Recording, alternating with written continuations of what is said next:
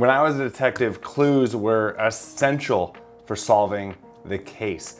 And there's no difference when it comes to real estate and what is going on around us. From the crazy high market we had to the shifting and the uncertainty of the market we have right now. One of the clues that I was looking at before was a lot of the iBuyers and what was experiencing in the crazy market. In iBuyers like Zillow, Opendoor, OfferPad, Home Partners of America. And I was looking at them, and if they were still buying and still confident in the market, and surely they have people working for them that are way smarter than I am, and if they're still confident in making those purchases, well then, I thought the market was going to continue in that trend. Well, when I saw Zillow back out months and months ago, I don't know, it might be a year by now, but I saw that coming with what was going on.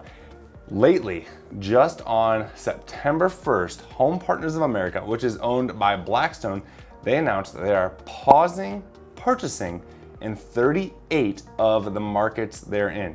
Now, if you don't know what Home Partners of America is or Blackstone, Blackstone is a multi-billion dollar company. Some people refer to it as the fourth branch of the government, not in a good way. Well, in 2021, they purchased Home Partners of America for $6 billion with a B. Now, what Home Partners of America is, they are a rent with the option to purchase program. Now, how many of those people are actually purchasing the home from Home Partners of America?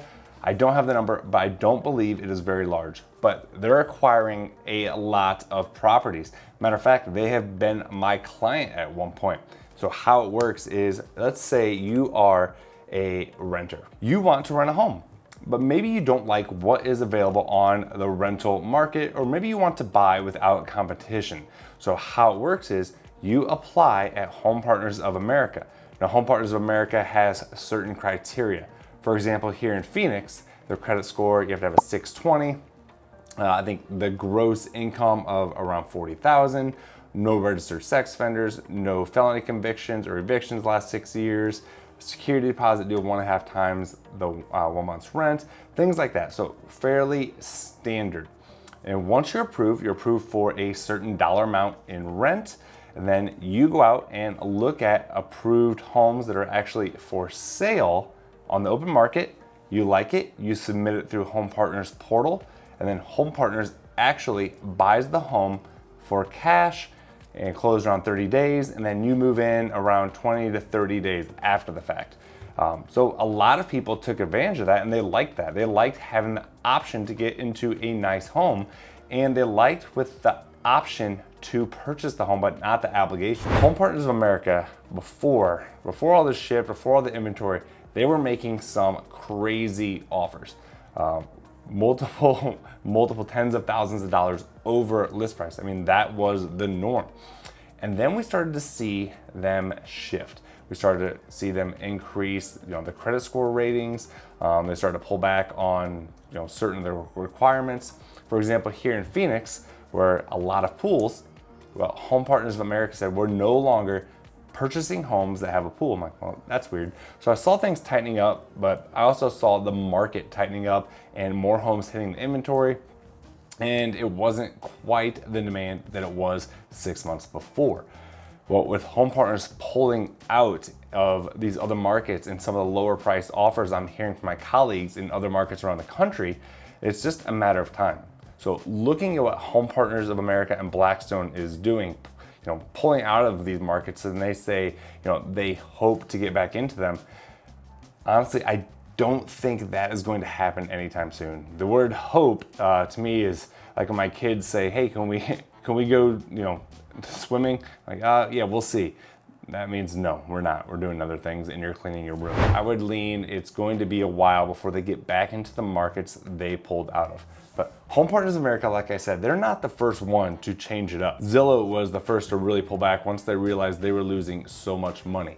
Now, when I look here at Opendoor, for example, they purchased a home right behind me, and they bought it in May for $520,000.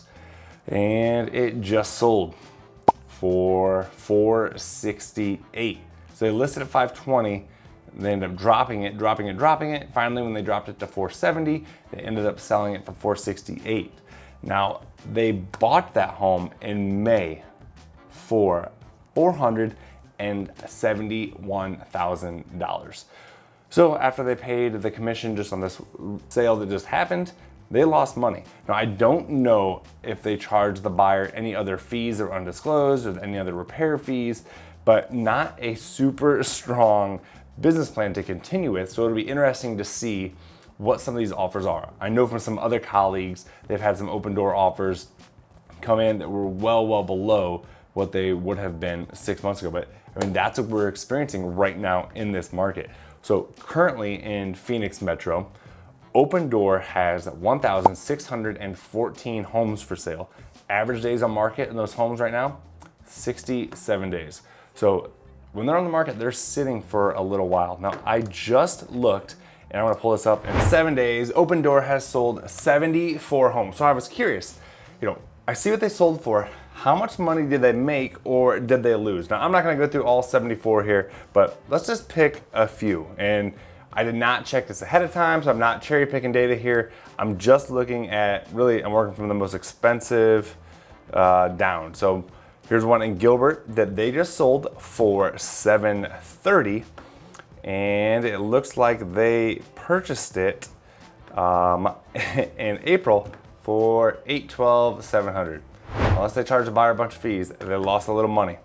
Next one down here in Scottsdale, they sold for $682,500, and they bought it back in July for $738,400. Lost a little money there.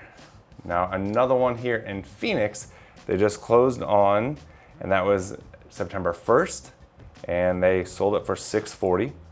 July 29th, they bought it for $704. It's not looking good. Maybe let's go down to lower prices. Let's go down to more our average. So let's keep it around the 4. Here's one in Buckeye. So let's head to the West Valley. Now this one, Open Door, just sold for $439, and they bought it for $468. Not looking good, Open Door. Another one in Phoenix. I know we got to get a winner in here somewhere that they made money on. So this one they closed September 2nd, $422. They bought it in June for $407.9. So hey, they have a winner. Now that doesn't count the carrying costs, buyer's commission. I don't know, again, but maybe they made a few $1,000s there. So one out of the some that we have chosen.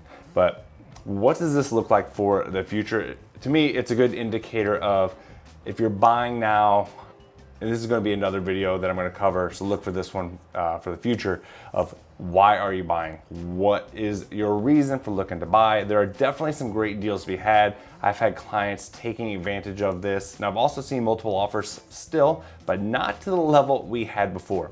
My buyers right now are getting homes for under list price. I just wrote one with an 8K seller credit. VA, they're getting money back at closing. They tried to buy it last year, were unable to do so, and now they're getting in with a seller credit. It's crazy. So they're using that to buy down the rate. A lot of different strategies we're implementing for our buyers, but what does this look like with the amount of inventory? We have the iBuyer situation changing things up, no longer operating like they were. Interest rates on the rise, a lot of questions and doubt, but to me, it's something to pay attention to, something to be mindful of when it comes to your own, home buying process. And again, understanding why are you buying a home? And there's gonna be some real questions and some real questions I have for my clients. And if they don't need to buy a home right now, I'm gonna suggest that they put things on pause. I know that isn't the common thing most agents say, but it might not be right for you. I mean, the market is always good for someone. And that's something I truly believe in, but it's not good for everyone all of the time. So maybe you're renting and you want to get out of that situation where it's 100% interest and you want to buy a home, like my clients who were able to get a seller credit and it was just a great deal. That's one thing. But again, happy to have that conversation for those looking to move to Arizona and make it your home. Or if you're looking to move anywhere in the country, I have colleagues, over my 10 years in selling real estate, around the country that I can put you in touch with. But anything you need, let me know. Arizona Life, Rich Brecklin, Real Broker. See ya.